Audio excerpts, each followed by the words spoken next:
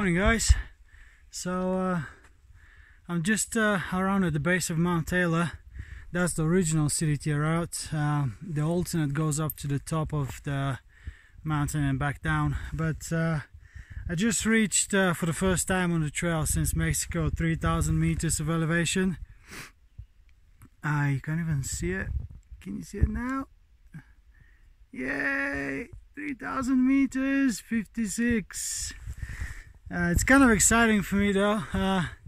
That's just I guess around 9,500 feet. So it's gonna get even higher. Colorado's around the corner.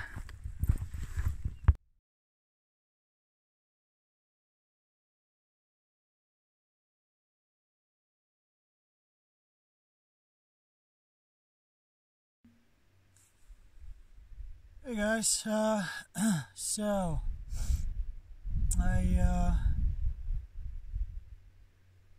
I think I'm about like just over 70 miles away from Cuba.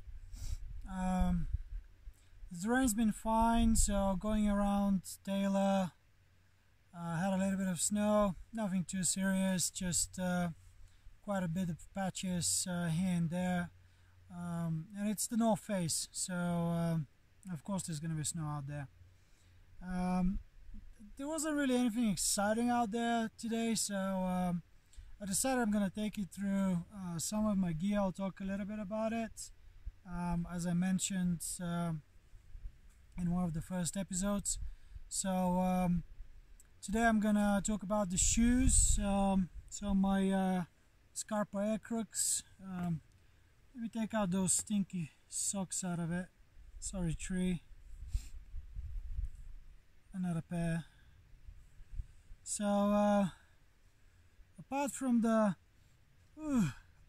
smell, I guess I'm really glad that you cannot smell them from out here, because you would have unsubscribed from that stinky channel right away. And that reminds me, if you haven't subscribed to our channel, ProXtreme Adventures, go ahead, subscribe, then tap the bell, and obviously be harassed by notifications whenever we put some awesome content out there. Like it, dislike it, and don't forget to comment in the section below. And well, back to the shoes though. So the guys have held up pretty well, so that's I guess about 550 miles. The thread underneath, it's I mean, by the look of it, it's still like halfway through. So that little like yellow bit here, kind of like it's my marker of like how worn the grip is. And so far they've held up well, even around Taylor and the snow. I had no issues. The whole body of it, it's pretty intact though, apart from like this section here, where I've been like hitting rocks and roots, and they just kind of like worn out the thread, so that's why this piece of leather, it's hanging out here. But the front, I have no issues. The little kind of like where the supposedly they call it the tongue, and it's it has just a little bit of wear from kicking roots and rocks or sliding down whenever like I slip or anything. The only minor wear that I can see, it's just a tiny little bit of the fabric. It's starting to open up, so I'm gonna try and put some shoe glue or some type of glue when I get to Cuba. I hope I'll find something like it. Cushioning wise, they're generally very light with a thin cushion at the bottom, so unless there is like a small like pointy rock on the ground and there is no other rocks around it, so basically my whole weight goes on it, I don't really feel the rest of the terrain. So, and also that like teaches me to tread lightly when I'm on the trail, watch out where I'm stepping, and so far pretty well. I think I can rack up at least another 550 miles on those. And the idea of you know, them like the idea that I have for up ahead is I'm gonna, so after Cuba I'm gonna get the Charmos, basically my winter boots, which also Scarpa, and I'm gonna need them right after Cuba, but it's not like right outside of it.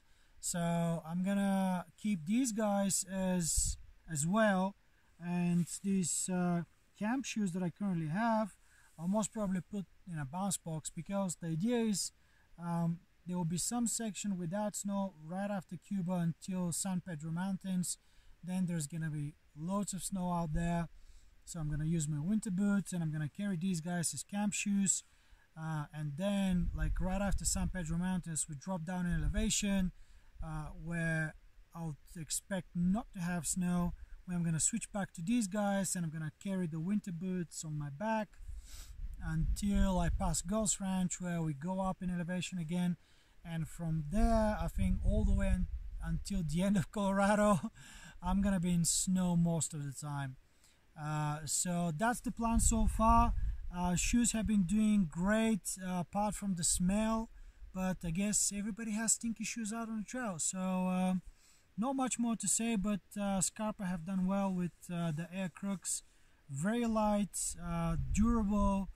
I guess a pair of trail runners would have given up by now, or the thread would have worn out, but these guys have at least another 550 miles to go on them, and knowing myself, and I wear shoes until they start falling apart on my feet. So I'll keep you posted on these guys.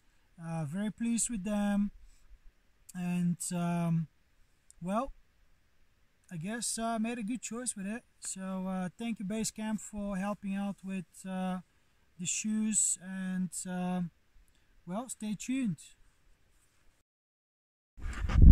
Hey guys, so just grabbing some lunch, and oh, that's a big bird. Maybe just another crow. The other day I was saying that there hasn't been really anything exciting after Grants. Well, I'll tell you what, I didn't know what was coming up. Like the second half of that stretch, it's been absolutely outstanding. I mean, it really reminded me of Grand Canyon. Some like big canyons, like rocks like spiking out of the middle of that. Supposedly back in the day some rivers have like dug through the ground and made all that, I guess, but it's just beautiful. I really didn't know what was coming my way, and that was just gorgeous. Really nice surprise.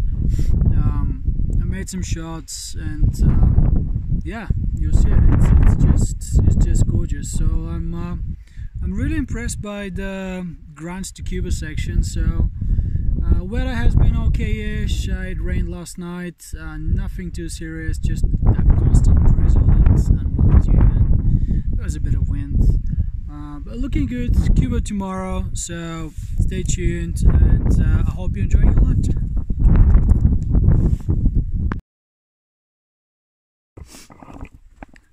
Hey guys, so you ready for the second piece of gear?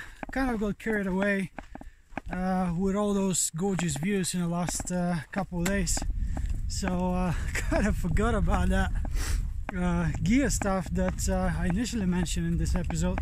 But well, I'm on the way to Cuba, which is just somewhere over there, and I was like, well, let's get that second piece of gear I was thinking about back then, and well, I'll give you a chance to guess what it is, and then I'll tell you about it. So it's not my stinky socks, not my backpack, no, not the sleeping pad. Well, it's that little thing that currently sits on top of my backpack. It's the solar panel, and I did mention in the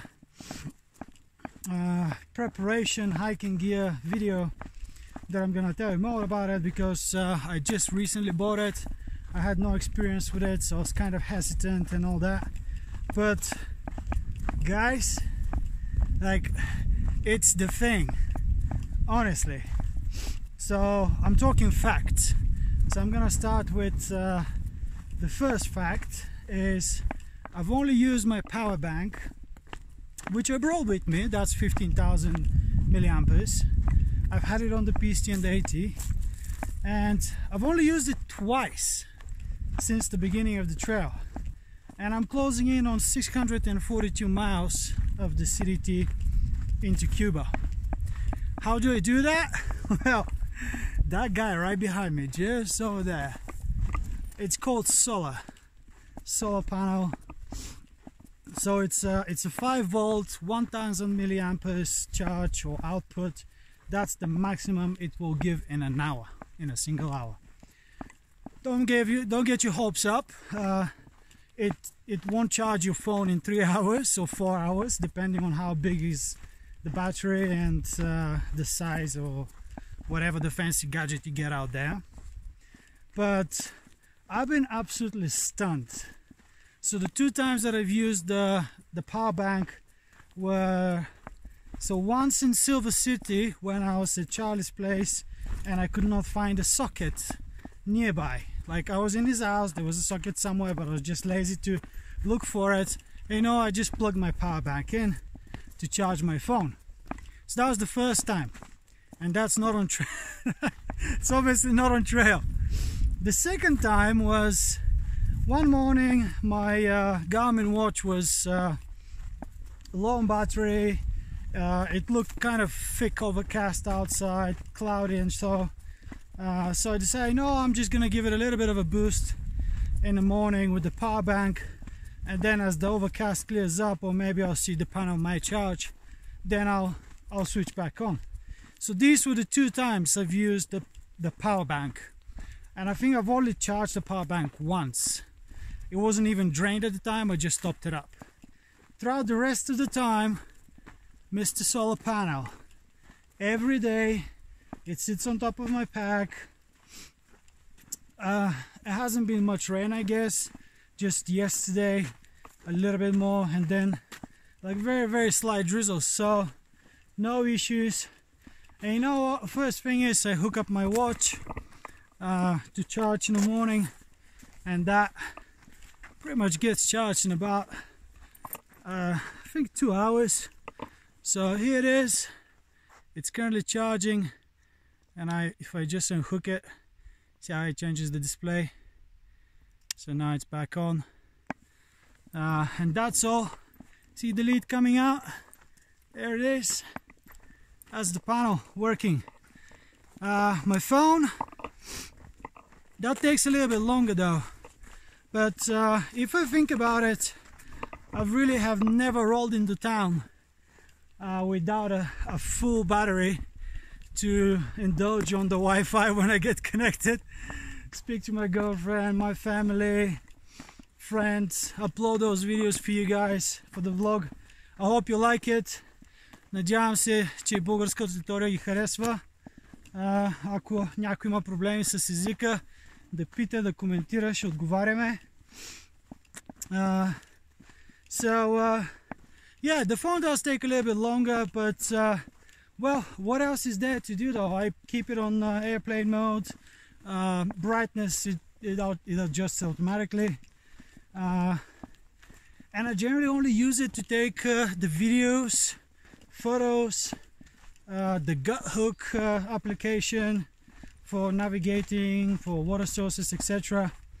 And occasionally just like distract myself in the evening, just playing on it with some silly stuff, editing some photos, and I guess that's it. So it's really a treasure. It's a small little gem. It's only 124 grams or just over 4 ounces of weight. It really weighs nothing. It's not a hassle. You just have 2 small carabiners, or if you're from the ultralight guys, use some string, hook it up to your backpack somehow, and there you go, you got it. And I think that pretty much sums it all up. I'm not gonna go into any more details because I think that's pretty much it. I don't think it was more than like 20-25 bucks on Amazon. So if you guys are out on sunny trails and you're wondering or like have small worries about oh, is my device gonna, you know, last long, or am I gonna have enough navigation, would a power bank be enough? Well, I'll tell you what, if you know that the trail is gonna be sunny, a solar panel is your solution. Just that little guy, and again 5 volts, and it's a 1000 milliamperes output. That's it. So get your solar panel. And really all those like expensive solar panels, they might be a good or like a better option because it has more output, more USBs. Oh yeah, it's a single USB, so you can only charge one device at a time. But really, how many devices do you carry out here? Your PlayStation, your Xbox, your TV? No, I don't think so. Anyway, go and check it out, guys. I'm very pleased with it. Really, like, can I complain about it? Not really, no. Like 642 miles, and I've barely, only twice used my power bank. So that's it. If you have any questions about other piece of gear, because at the moment I cannot think of talking about anything else, I most probably will at some point, but please go ahead, post your comments in the section below, send us a message, whatever, and then I'll try and review that up ahead on the trail. Speak to you soon. Woohoo! Alright guys, just about to leave Cuba. I'm at the Scale of Shame, supposedly. So that's my pack here with winter shoes that I'm going to be wearing later, ice axe, 7 to 8 days of food, and the scale doesn't really show right, but it shows 42, it's actually 45 pounds of weight on the way out. And that's gonna be the stretch from Cuba to Chama, but Chama from the Colorado side, so 150 miles hike. Keep you posted, and gotta eat that food fast because it's gonna be heavy on that snow. Loads of post hauling. So supposedly up on the San Pedro Mountains, just past Cuba, there's a decent amount of snow, and well, I'm gonna see how much it is. I'll show you what it is.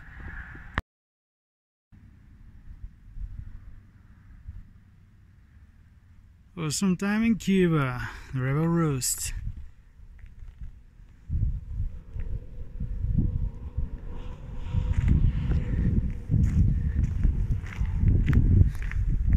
That's the place to stay when you get to Cuba, guys.